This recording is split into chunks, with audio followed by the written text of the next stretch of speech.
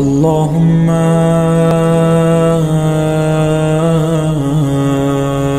كل ولي الحجة ابن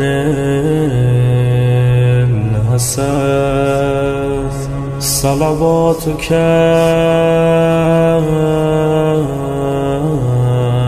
عليه وعلى آبائه في هذه الساعة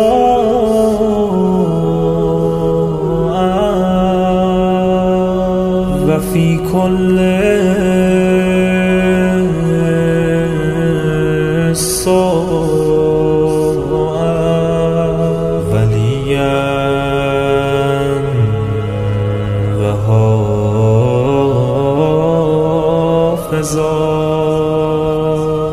وقائدا